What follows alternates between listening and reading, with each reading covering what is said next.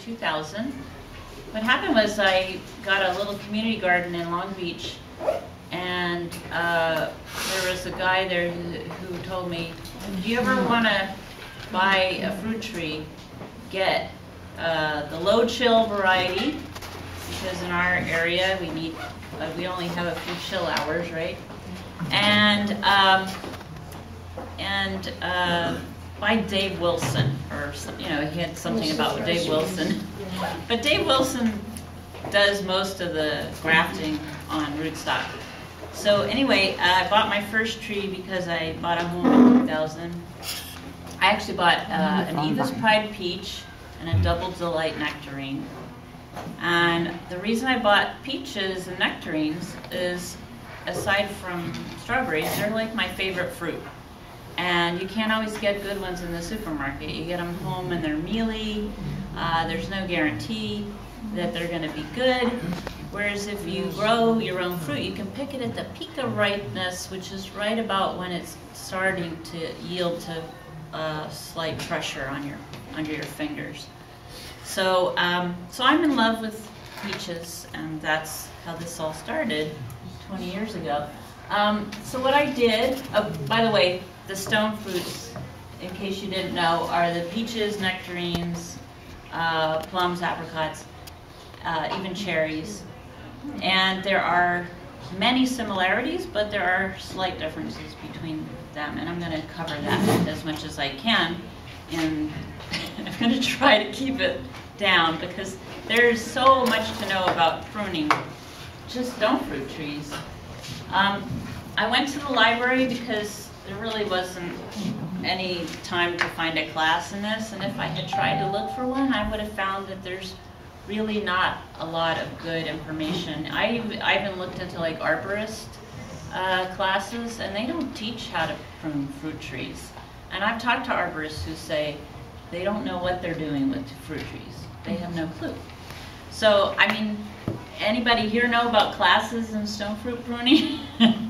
So I went to the library, got like 8 or 9 books out, and I got just a little bit of information. It was like piecing together a puzzle almost, because you get different information from different books. But some thread ran through most of the books, and then I took notes. And those notes are as good today as they were 20 years ago. So I'm going to basically, I took all those notes and I put it into this presentation and added a lot more. But I just love this type of fruit, so that's why I'm here. So the first, I'm going to tell you what the points are I'm going to cover, and then I'm going to cover them. And then I'm going to do a lot of repetition. So we're going to choose, I'm going to show you how to choose the scaffold of the tree, what to remove, and maybe why. Training and shaping the tree, which is just as important as pruning it, in my opinion. How to make pruning cuts and where. And then I'll kind of repeat all those things as I show you how to cut a 1-year-old tree, a 2-year-old, and do the summer and the winter pruning, because they're slightly different. And then I have a little bit of bonus material at the end, which are photos and a book that I'm recommending that you can get at the library. So the scaffold of the tree, the 2 main structures is this open center, which is called base shape, or the fruit bush, which I don't know why. I never really learned fruit bush style. It's just in some of the books. But the essential things are the same. You pick 4 main branches that are going in the cardinal directions, but if they aren't going exactly south or exactly north, it's not going to matter. But here's the thing about choosing branches that go north, south, east, west, is you want, well, I think about the south part getting more sun. So the north side, you might want it to be a little higher. And I prune that way, but that's like getting really picky. You know, if your south side branch is the only one that really wants to take off, then there's nothing you can do about it. But that's another reason why when I plant the tree, I actually put the strongest branch north. Sometimes people say you take and make sure the graft union is facing north or east to not get that punishing west and south sun. But I'm not as picky about the graft union as I am about those branches, because the scaffold is the main basis. And you can choose up to 6 laterals, but you're going to have a more crowded tree. So I don't know why this happened, but this picture, this overhead view, why is, oh, you know what, probably this isn't the same as my Mac. Anyway, that overhead view is a really important picture, and I don't have the actual picture with me. Anyway, it shows the tree from above, and you can see that the branches are not competing one with the other, and that you're allowing that light to penetrate over the top of the tree into each of the bushes or branches. The other thing you want to do is make sure the 4 main scaffold branches are about at least a hand width apart, but sometimes they're kind of both coming out at the same spot. And if they're still really good branches, I let that be the scaffold anyway. But the ideal is to have them 4 to 6 inches apart from each other on the trunk, you know, vertically. And does anyone not understand that? Did I explain it right? Okay. And then the other thing is you want these main scaffolding branches to come out at 45-degree angle to 60 degree from the tree. So if it's at 45 to 60, it's ideal. If it's any farther than that, this is a branch that'll break maybe if it's loaded with fruit. If it's like this, it doesn't get all the vascular, there's actually a little occlusion that happens at the top where the bark is occluding it doesn't have all the circulation it could have. Then it has at 45. So what I've done, and so books tell you one thing, and then practical purposes, a whole other thing happens. And so I developed my own system for setting the scaffold. We're going to talk about that a little after we talk about removing. So we removed the shoots some shoots to reduce the weight the branch must carry. So if a shoot is, here's the other thing, going back to the scaffold. If the branch is coming off is 1/3 or more of the caliper of the tree, or the diameter, you want to take that off because it's going to dominate that tree. So you want all your scaffold branches to have equal juice, so to speak. So you take off that, if it's 1/3 to more or more in caliper, you take that one off. Okay, so remove some shoots to reduce the weight of that the branch must carry. But I have to tell you, I have branches that go way out, and yet they can carry all this fruit, and they provide you with so much fruit off of one branch that I really, you'll see, because you'll see my trees, they really stretch. So you remove or train the shoots that are going toward the center or going straight up, so that you have this open center, okay? You remove the vertical growth that competes with the leader. So the leader is the main branch. It's the branch that's the most dominant. It's the branch that's the highest. It's the simplest way to look at it. That is the one with the most auxin, and that's the hormone that makes things grow up. But when you train a branch, that auxin actually helps bring the sugar horizontally, and that's how you get your fruit sweet. So branches should not be going straight up, they should be going more horizontally. And there's one reason why you want to have one dominant branch kind of in the center and allow it to be the dominant branch, and that is if you want to make a renovation branch. So off that main leader, you will eventually at some point you will want to get rid of the entire branch because it's getting old and it's getting this fungi called Leucostoma personae, and the branch will start ripping open as it gets older. Well, so you want a bud to break sort of in the middle of the tree that you can then train as the new branch. That's like pruning 401. It's a fourth level of pruning when you're renovating an old tree. And then you remove the laterals that will shade one another. So if one's on top of the other, obviously you have to choose. You have to choose the better branch. You remove the crow's feet, and I tried to get a picture of crow's feet in my garden, and it's really hard because I prune trees.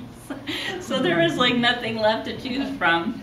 But I actually brought a branch that I thought had a little tiny bit of a crow's foot going at the top here. So some of these are way too small. Have you ever heard this saying that goes, prune weak growth hard and prune strong growth lightly?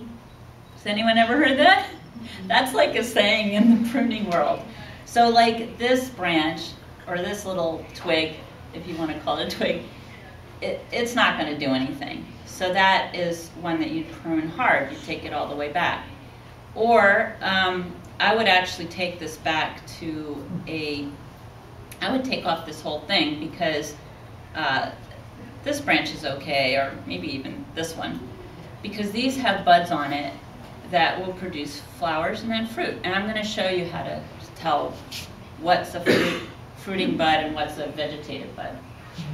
So, okay, so crow's feet, you want to thin those out. I'm telling you, this is not easy stuff. Remove the suckers and water sprouts. So a sucker is anything that's coming below 2 feet on a tree. I mean, a sucker can be anything that's coming from the ground, from the rootstock, or a water sprout is anything that's coming from below 2 feet on the trunk, or is coming directly out of a lateral, so it's going straight up. And those just take the energy off the tree. So does anybody not know the difference between a water sprout and a sucker and need that explained again? Because it's not always obvious until you see one. Remove last year's fruited wood. It's just dead. It'll be dry and it'll crack under your, if you bend it. And then Is that for all fruit trees, or maybe like would you make exceptions for any kind of fruit trees? You wouldn't do that? Dead? Yeah, I mean, say you have a small tree, fruited wood. I'm not even getting into apples, but apples is a completely different thing. And yes, you leave. Just take it off, right? You leave the fruit. No, I mean the apple. I meant the other trees. Okay, we are only talking about some fruit trees. Right. So if you start asking me questions about other trees, no, just fruit trees. I'm going to tell you that is a whole nother. I could give a class on just apples. I'm not kidding. We'll do that. Oh, all right. Don't worry about it. We'll have it. Give me the date. I'll take it. This took me 10 hours to prepare, so I'm not doing it anytime soon. Anyway, okay. So dead wood, you definitely want to take that out. Anything that's damaged, if it's diseased, take that out. Distorted, things that are pointing in the wrong direction or pointing, so if they're distorted, if they're disoriented in some way, and the last D is if it's facing downward. And I'm going to show you how to train something so that you get rid of all the downward stuff. Okay, so this is what a tree should look like when it's nicely splayed out and horizontal. And so we're going to talk about shaping the tree or training it. The bottom branches should begin right around, below 36 inches. So I actually, when I plant a stone fruit tree, and not necessarily apricots, or actually cherries too, I lop plums, I lop peaches and nectarines at 36 inches or below. And that's because we're getting that open base shape. The apricots are an exception because they grow slightly different. They have a different habit of growth. Some of them don't need they need very little pruning and very little training. But so anyway, the bottom branches, those 4 main branches, you want to be below 36 inches. And if they don't have one branch in every cardinal direction, you need to choose a bud that you're cutting to so that you're encouraging the growth into that empty section. Does everyone kind of picture that? All right, good. So, so you're cutting that central leader, and then you're gonna kind of watch that tree, because at some point a branch will, or a lateral might start going straight up, and then you'll get another kind of leader, so to speak, and you can choose laterals off of that. So the older trees, you want to keep that below 5 feet, and that's where you get this easy picking down here. So if one branch shades another, you have to choose which one's better, and then you train the branches so they are more horizontal, not vertical. So I brought some of my training supplies, and so you need a stake. These are 18-inch, and I really like the 18-inch ones. You can get them at Home Depot. Well, they're 17.5. But anyway, you get them at Home Depot, and then you hammer it in the ground so that it's kind of facing away from the tree. And then there's 2 things I've used to train or grab onto the tree, or the branch. I used to make these all the time, and then I thought these are so expensive because it's a copper wire so that you can twist it. So I brought them in because I think you should probably take a look at it. It's kind of ingenious in the sense that if you want to keep a tree in place for a long, long time, and you think like a tree that's listing and you want to pull it back, this is the right thing to use. And then I have this webbing, which I should have brought a little piece of it, but I'll pass these around. This is from A.M. Leonard. This webbing is good for tying down pretty much any branch as long as it's not going to stay there too long. And you have to move the training piece up and down every maybe 3 months so that it doesn't get kind of congealed into that space, or it'll make it so that that part of the branch will get sun scald easily. So you kind of have to move them around. But anyway, I'm going to pass these around so you can see what I've used. And what you're doing is you take, I have a good picture of it. You take, ooh, what happened to my picture? Oh shoot, I'm sorry, maybe I'm ahead of myself, that's what it is. Let's go back. Does it go back? Okay, so I was probably getting ahead of myself. The horizontal branches is where you're going to get your fruit. If they're going straight up, they become vegetative. They're only going to produce leaves. I know, or sometimes they only produce leaves. So I have been to properties where the homeowner's saying, I've never gotten a fruit off of this plum tree. It's so frustrating. And I think, oh, well, no wonder. It's all going straight up. And it's very congested. It's never been trained or pulled out. So if sometimes you take a tree that's never given fruit and you give it good shape, it will start fruiting. So keep that in mind. I pass. So this is what mid-pride peach looks like after it's been, horizontally pruned, and it's low to the ground, and of course it's gorgeous. It's huge. Is that it's 6 huge. feet, Judy? About It's probably about 8 feet, but still. All right, so I think I got ahead of myself, unless it skipped a bunch of. We'll go back to the training again. So how to prune. Does anyone here want to go over this? It's pretty. Does anyone not know how to make a cut to a bud? No. Oh, okay. All right, one person. So where you cut is really important. If you cut too close to the bud, like this third one over on the right, and that's the second picture there.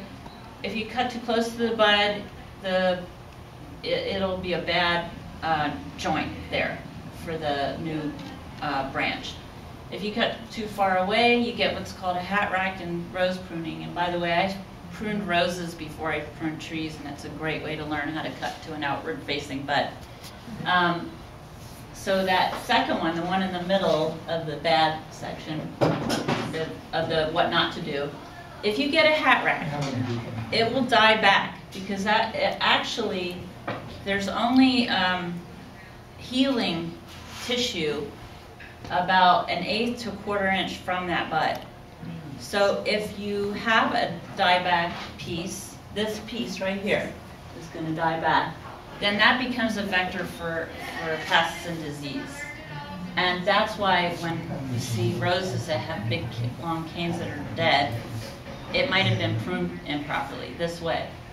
And then if you cut too far at a slant, that's also not good, because you're not giving that, you're basically opening it up to disease again.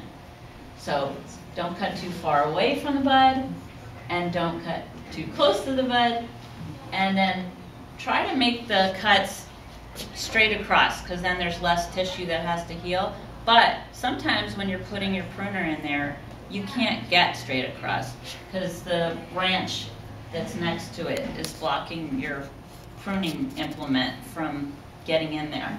So you have to kind of cut at an angle. So it's an 1/8 to 1/4 inch. Now, all cuts on trees are called either heading cuts or thinning cuts. And if you're cutting and not thinking about which one it is, then you may be cutting at the wrong place. When you're cutting for a heading cut, you're directing next year's growth. So you have to always cut to an outward facing bud. And ideally, you want it upward facing as well. So if you cut to a bud that's facing outward, but the branch is like this, orientated on the tree this way, that branch is going to go down. And we don't want downward facing branches, because they're already going to be shaded and they're in a bad position, they might break off. So if the tree is positioned this way, this then becomes an outward facing bud. Can you see how the difference is? Mm-hmm. And I know some people, like, if you only have a few choices at some point, when the tree is like this, you don't point down, you actually point up. So this bud now becomes an upward facing bud. It's outward and upward. But if I were to turn it just a little bit, it's the wrong bud to choose. Do you see what I'm saying? Mm-hmm. It's now pointing kind of toward the tree.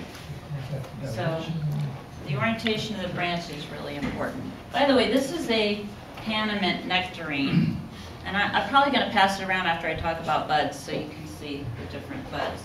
This is a cherry, and this was a vertical growing branch. That's kind of why I picked it, because it doesn't have any fruiting going on it. And this is a dead plum. It's a weeping Santa Rosa plum, and I chose it because of the color, and I wanted to show you the difference between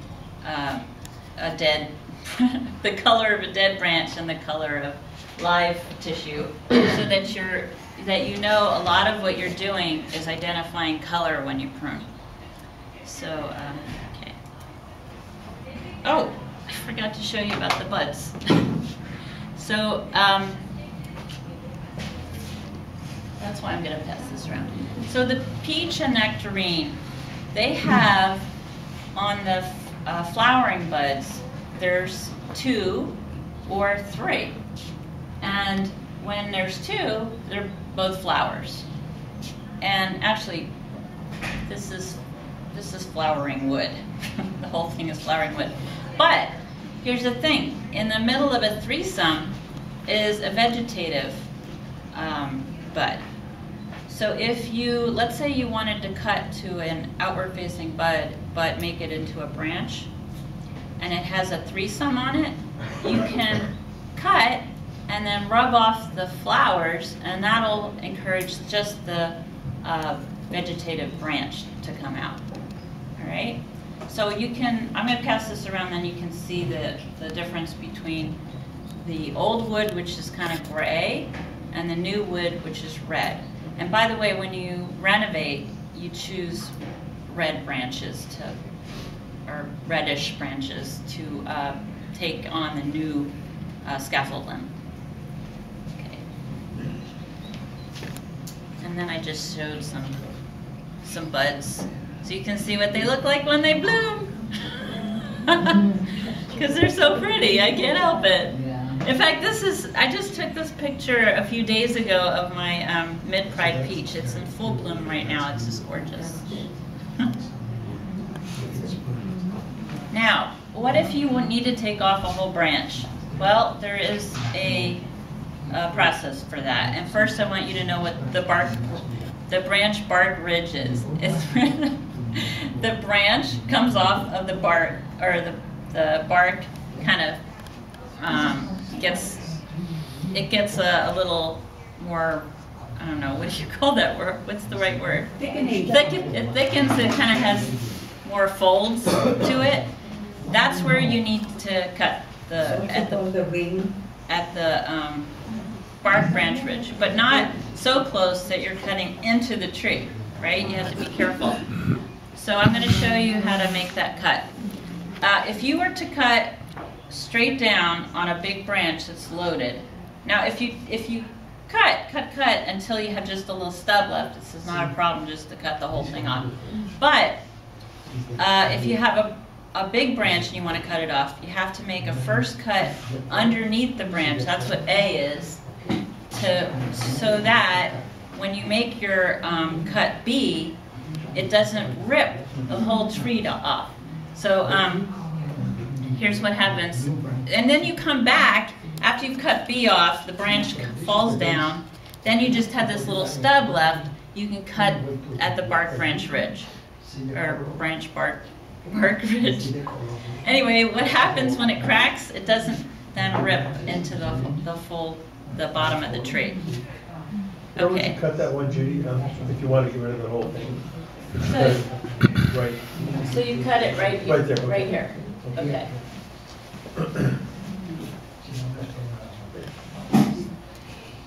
Okay, so the first year, oh my God, all my pictures are going to be messed up with this. That's too bad. So the first year we're just, now I'm going to, you know what? This PowerPoint got corrupted when I brought it into this computer. Jeez, that's too bad. So anyway, in the first year you plant the tree and you have to pick the scaffold limbs. And in some books it'll tell you, pick 3 buds and cut above that, and it'll branch out from there. So your limb that's coming out, instead of leaving the whole thing, we'll just cut it 2 to 3 buds. And I'm like, no, I wouldn't do that, because this branch gives me the opportunity to train the tree. So if it's not going to come out at 45-degree angle all the time, and also it's not going to be horizontal. It's, from the peach tree, let's say, it's pointing up like this. So what I do is I come with my training implements and the webbing, put a loop around it, and then I take some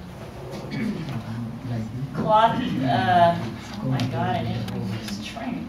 Okay, so then I take some cloth string, tie it to that little loop I just made with the webbing, and then bring the string down to the stake and tie it down. And that stretches the tree out. So, unfortunately I don't have my picture of that.